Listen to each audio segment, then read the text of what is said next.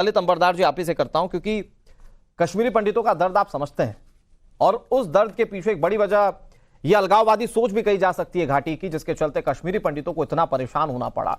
आज जब आप ये देखते हैं या ये सुनते हैं कि अलगाववादियों की जो अगली पौध है या अगली जनरेशन है वो खुद को उस अलगाववाद से ही अलग कर रही है, तो आप क्या सोचते हैं सर, कैसा लगता है ये देखकर? देखिए, इसमें कोई शक नहीं है कि 5 अगस्त 2019 के बाद जो 370 हटाया गया, मोदी सरकार ने एक पॉलिटिकल विल दिखाई, एक सनातनी सोच की दिखाई, और उन्होंने ये जो कॉन्स्टिट्यूशनल अरेंजमेंट था जिसकी वजह से कश्मीर के अंदर अलगाववाद, मुस्लिम पृथकतावाद, मुस्लिम अलगाववाद, मुस्लिम सेपरेटिज्म का बढ़ावा मिला, और जिसकी वजह से कश्मीर जिहाद की शुरुआत हुई 1990 में, जब कश्मीरी हिंदुओं का नरसंहार हुआ। पाकिस्तान से आए हुए जहादी, कश्मीर पे उनके पिट्ठू, उनके जहादी, कश्मीर के पैदाइशी जहादी, उन्होंने कश्मीरी हिंदुओं का नरसंहार किया, रेप, मर्डर और मास मर्डर के द्वारा। लेकिन 5 अगस्त 2019 को जो है उससे उस दिन क्या शुरू होता है? उस दिन आप कश्मीर जिहाद को खत्म करना नहीं डिक्लेयर कर सकते। उस दिन आपने एक प्रोसेस शुरू किया जिसके अंतर्गत जो 70 साल से कश्मीर के अंदर इस्लामो फैशिस्टिक पाकिस्तान स्पॉन्सर्ड एक इकोसिस्टम फल फूल रहा था, एक छोटा मोटा पाकिस्तान फल फूल रहा था हमारी सेक्युलर सरजमीन के ऊपर, उसको तोड़ने की प्रक्रिया शुरू होती है, एक प्रोसेस शुरू होता है। लंबी बीमारी वक्त लगेगा। जहां तक कश्मीर जिहाद का सवाल है, ये एक मिलिट्री प्रॉब्लम है, मिलिट्री प्रॉब्लम की तरह ही करना पड़ेगा। मैं दिलासा दिलाना चाहता हूं, अभी तो हमें सिक्योरिटी ग्रिड काफी पुख्ता है, जहां पे भी लेकिन उनको ब्रीच करने का मौका मिलता है वो हिंदुओं को मारते हैं, अभी भी मारते हैं। साउथ पीर पंजाब में टारगेट करने की कोशिश करते हैं, बड़े बरसों के बाद दोबारा वो आतंकवाद उठने की जरूरत है। लेकिन बताना चाहता हूं, पाकिस्तान के अंदर जब जरबे अज़्म का ऐलान हुआ था इसमें नॉर्दर्न वजीरिस्तान में, पाकिस्तान के एक सेनेटर हैं, बहुत बड़े पत्रकार भी हैं, जर्नलिस्ट हैं, अयाज अमीर, हिंदुस्तान के दोस्त नहीं है। जब वहां पे जरबे अज़्म पाकिस्तान के अंदर गोलाबारी से जहादियों को मारा जा रहा था, तो उन्होंने गल्फ पेपर पे एक लिखा था, क्या लिखा कि हम जस्टिफाई कर रहे थे कि वो बमबारी हो रही है पाकिस्तान के अंदर अपने जहादियों के ऊपर। वो कह रहे थे हम लोगों के what we have on hand is the battle hardened jihadis who took the might of Indian army head on in Kashmir।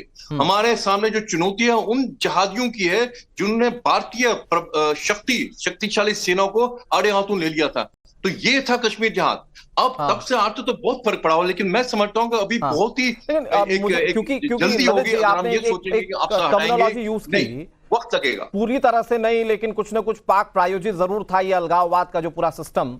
अगर आप मुझे बताएं कि क्या ये पाकिस्तान के लिए भी बड़ी चोट है, जो आने वाली नस्ल कह रही है कि हम अलगाववाद का साथ नहीं देंगे, भारतीय संविधान के साथ है। एक लाइन में अगर आप बताएं, फिर मैं अजीम भट्ट के पास जा रहा हूं।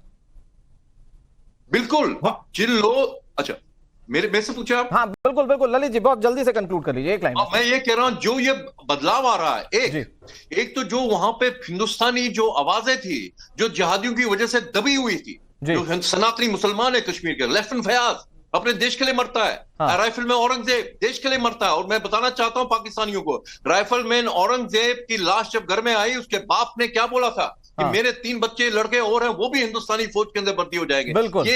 ये था। लेकिन जिहादियों की वजह से जो पाकिस्तान के जो हुर्रियत थे, उनके दबाव से इस्लाम के नाम पे ये आवाजें दबी हुई थी, ये उभर के आ रही है, उभर कर आ रही है। तो भारत सरकार ने दिल बदल जाएगा ओवरनाइट। अजीम भट्ट साहब, भारत सरकार ने अब जो कदम उठाए, जो चेंजेस हुए, उससे पाकिस्तान प्रायोजित सोच कम से कम कश्मीर में खत्म हो रही है। और उसकी एक बड़ी पिक्चर तब देखने को मिलती है जब बड़े अलगाववादी नेताओं के पोते या बेटे इनकार कर देते कि हम साहब आपके साथ नहीं है, भारत सरकार और भारत संविधान के साथ है। बहुत शुक्रिया जी आपके कनेक्ट करने का। और देखिए, मैं बड़ा वाज़ह कर देता हूं आपको, हमारी पॉलिसी, मैं बिल्कुल भी लड़ने के या उस तरह की बहस कबूल नहीं। मैं चाहता हूँ कि कंस्ट्रक्टिव गुफ्तगू, और वो ये है कि हमारा तो पहले दिन से मुद्दा भी यही रहा है कि अगर कश्मीरी ये समझते हैं कि उनको आपके साथ रहना चाहिए तो वो आपके साथ रहें, अगर वो समझते हैं हमारे साथ रहना चाहिए हमारे साथ रहें, अगर वो समझते हैं आजाद रहना चाहते हैं तो आजाद रहें। तो अगर आप समझते हैं आपके मुताबिक, for the sake of argument मैं आपकी बात को अगर मानता हूँ कि वहां के लोग अगर आपके साथ खुश हैं, तो हमें कश्मीरियों की खुशी बहुत अजीज है। अगर वो आजाद रह के खुश रहना चाहते हैं तो आजाद रह के खुश। नहीं, तो अजीम भट्ट साहब, ये उतना सीधा नहीं है जितना सीधा आप कह रहे हैं। आप कह रहे हैं कि हमें कश्मीरियों की खुशी चाहिए, तो बार बार आपके प्रायोजित आतंकवाद क्यों होता है घाटी में? आपकी सोच वाले लोग क्यों पनपते हैं और उनको फंडिंग क्यों मिलती है पाकिस्तान से? मैं आ रहा हूं ललित जी, इसके मुझे बाद आपके बात पास। को हाँ। मुकम्मल कर, मेरी आवाज यार मुझे बात बहुत को बड़ा। मुकम्मल कर मैं आप पर भी। अच्छा देखिए, आपने जो बात की है वो एक लंबा आर्ग्यूमेंट है कि हाँ। क्या प्रॉक्सी वॉर होती हैं या नहीं होती हैं, और ये बात दुरुस्त है। मैं एडमिट भी करता हूं कि पाकिस्तान और हिंदुस्तान के दरमियान प्रॉक्सी वॉर जारी रही है, और हाँ। शायद अभी भी जारी है कहीं ना कहीं, जो कि नहीं होनी चाहिए। देखिए, पाकिस्तान के अंदर भी जो इंटेलेक्चुअल लोगों की सोच है, जो यंगस्टर की सोच है, हाँ। वो यही है कि हमें अपने ताल्लुकात को बेहतर करना चाहिए। इस तरह सर, की आपके proxy यहाँ war तो इंटेलेक्चुअल नहीं कौन करना है? आपकी तो सेना भारत के खिलाफ बोलती है। आपके इंटेलेक्चुअल कौन है? चाहिए। आपकी सेना की सोच भारत विरोधी है।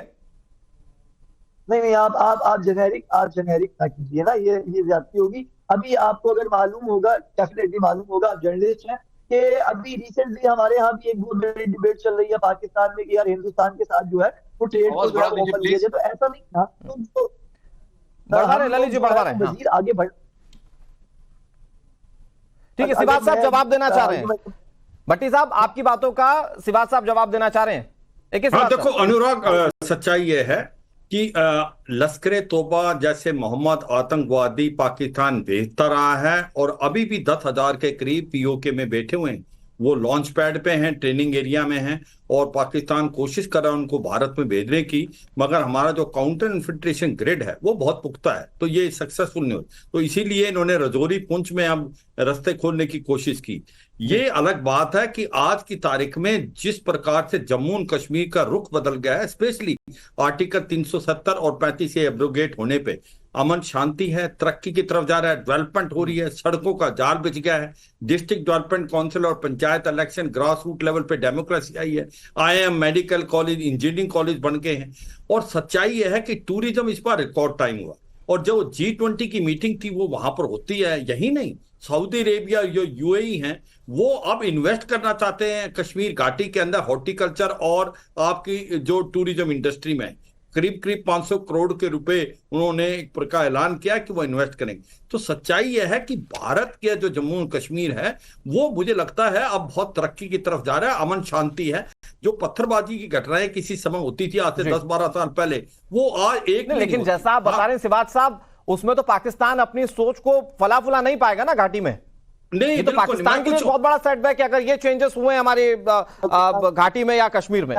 हाँ बिल्कुल बिल्कुल, मैं ये कह रहा हूं अनुराग, सच्चाई ये है कि बदलाव देखें कि अब जो POJK और गिलगित पाकिस्तान में लोग वो मिलना चाहते हैं भारत में, वो भारत में मिलना चाहते हैं। वो कहते हैं कि हम पाकिस्तान का हिस्सा नहीं थे और हम भारत का हिस्सा थे। तो आप एक मिनट रुके, आप सुन ले मेरी बात कि ये भारत में मिलना चाहते हैं, अमन शांति तभी आएगी। ये कह रहे हैं कि जो चाहते हैं लोग वो करो, तो लोग चाहते हैं POK के और गिलगित पाकिस्तान के भारत में मिलना, क्योंकि वहां पर बहुत परेशानी, उनको सेकंड क्लास सिटीजन माना जा रहा है। उनकी जो नीलम नदी थी उसका मुंह मोड़ के इन्होंने पंजाब की तरफ कर दिया।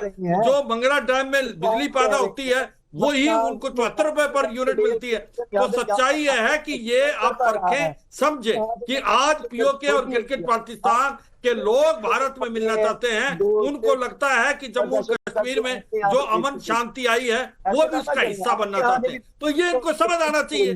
अब ये कह रहे हैं कि लोग क्या चाहते हैं, लोग ये चाहते हैं कि POK और गिलगित पाकिस्तान जल्दी से जल्दी भारत का हिस्सा बने, और ये आवाज वहीं से आ रही है। और ये सच्चाई है कि मैं इनको ये बताना चाहूंगा, इनको ये समझना चाहिए कि आज की तारीख में ग्राउंड सिचुएशन क्या है। पाकिस्तान खुद टूटने के कगार पे है, political instability, economic crisis, terrorism बढ़ता जा रहा है। देखो हिलेरी क्लिंटन 2013 में आई थी जब पाकिस्तान में सेक्रेटरी ऑफ स्टेट, तो उसने बोला था अगर आप अपने कोर्टयार्ड में सांप पालेंगे और ये समझेंगे कि अगर आपके नेबर को डसेगा एक दिन आपको भी डसेगा। तो आज वो तहरीके तालिबान पाकिस्तान के रूप में आतंकवाद उनको खा रहा है। उधर